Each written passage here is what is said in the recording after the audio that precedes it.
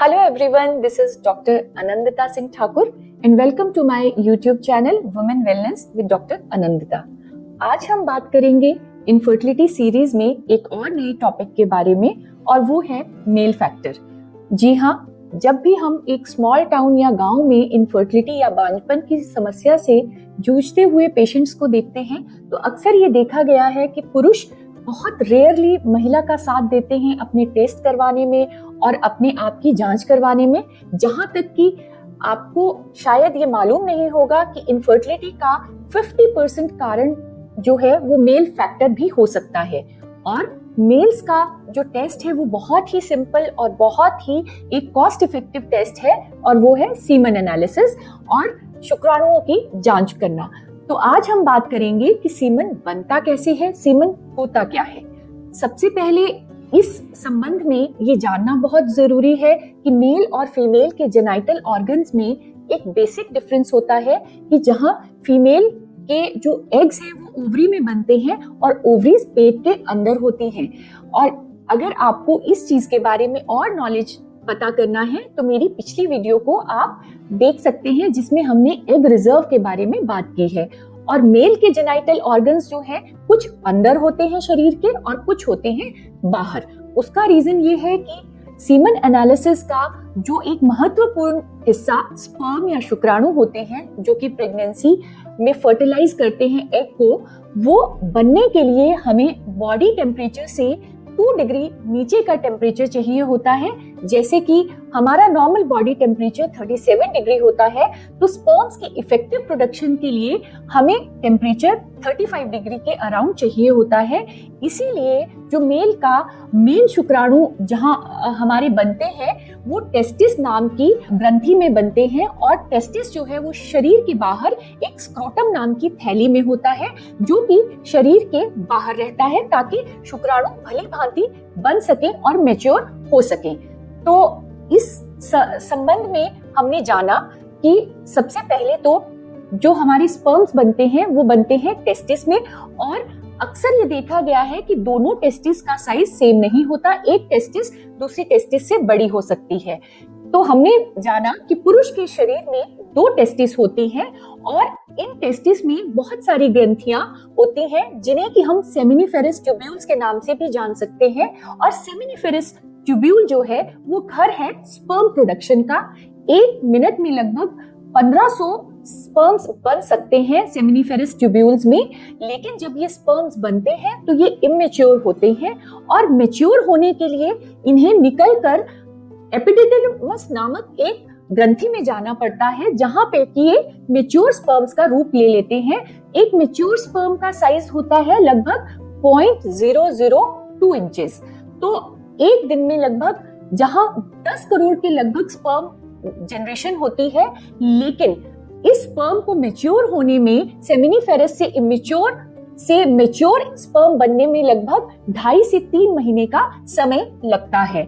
इसीलिए जब भी आप किसी मेल फैक्टर इनफर्टिलिटी के बारे में चिंता करते हैं या आप कोई भी मेडिसिन मेल्स को देते हैं तो उसे लगभग हम 2.5 या 3 महीने का कोर्स करने के लिए जरूर कहते हैं।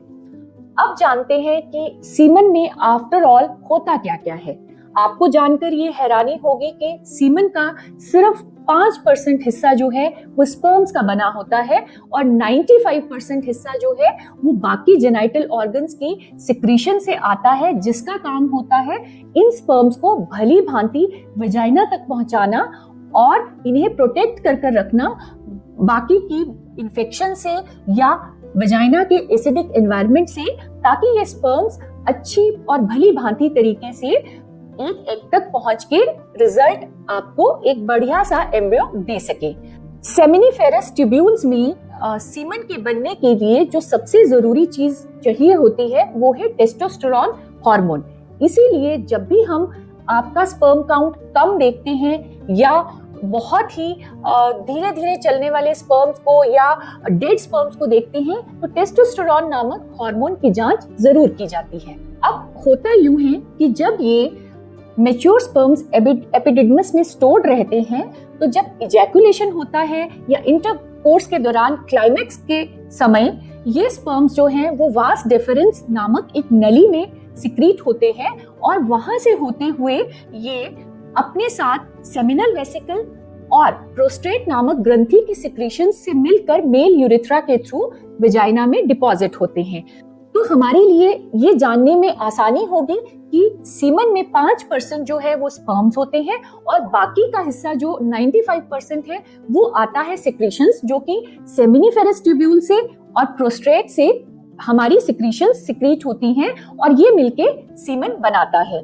इसके अलावा छोटे छोटे 2 ग्लैंड्स होते हैं जिनका नाम है कॉपर्स ग्लैंड्स या बल्बो यूरेथ्रल ग्लैंड्स। वो व्हाइटिश सी चिकनाई सिक्रीट करते हैं जिससे कि स्पर्म्स को प्रोटेक्शन मिलती है एसिडिक एनवायरनमेंट से। उसके अलावा वो इंटरकोर्स के दौरान बहुत फ्रिक्शन नहीं होने देते और स्पर्म को प्रोटेक्ट करते हैं। जहां तक कि सेमिनल वेसिकल्स का सवाल है, उनकी सिक्रीशंस जो है वो सीमन का लगभग 60% हिस्सा बनाती हैं, मतलब कि 2/3 ऑफ जो सीमन है वो बनता है सेमिनल वेसिकल्स की सिक्रीशन से, जिसमें कि हमें बहुत सा इंपॉर्टेंट सामान उसमें मिक्स किया जाता है जैसे कि फ्रक्टोज, फॉस्फोरस, पोटाशियम, सिट्रेट, और ये सब जो है वो स्पर्म को एनर्जी देने में काम आता है। इसके अलावा जो कुछ बचा हुआ हिस्सा है वो आता है प्रोस्टेट से। Prostate mainly prostatic specific antigen secrete करता है जिसे कि पीएसए एंटीजन बोलते हैं, और ये भी स्पर्म को नरिशमेंट देता है, मैच्योर होने में मदद करता है।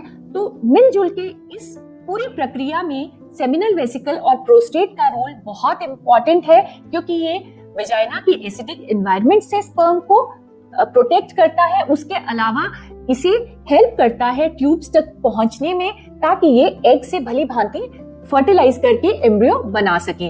तो हमने ये जाना आज के वीडियो में कि सीमन कैसे बनता है, कहां से आता है, और अब आपको इस बारे में अगर बांझपन की समस्या से जूझ रहे हैं तो जरूर कपल को एक साथ मिलकर काउंसलिंग के लिए जाना चाहिए। विकी डोनर जैसी मूवीज को अगर आप देखेंगे तो आप ये समझ पाएंगे कि सीमन जो है वो कई लोग डोनेट भी करते हैं, और जहाँ पे एजोस्पर्मिया होता है या स्पर्म बिल्कुल नील रहते हैं, वहां पे अगर किसी तरीके से भी इसका ट्रीटमेंट ना हो सके तो इवन स्पर्म डोनेशन का भी ऑप्शन रहता है। तो हमें अपनी सोसाइटी में कोशिश करनी चाहिए कि ओपनली हम आगे आके अपनी समस्याओं को समाधान में बदल सकें। भगवान ने या सृष्टि ने बहुत मेहनत से जो है वो ह्यूमन बॉडी को बनाया है। जब भी आप साइंटिफिकली इसको समझने की कोशिश करेंगे तो आपको जरूर अपनी समस्याओं का हल मिलेगा। तो इस वीडियो के साथ मैं चाहूंगी कि ज्यादा से ज्यादा पुरुष आगे आएं अगर उनके कपल की लाइफ में बच्चा मिलने में देरी हो रही है। मुझे लगता है ये वीडियो आपके लिए इंफॉर्मेटिव रहा होगा।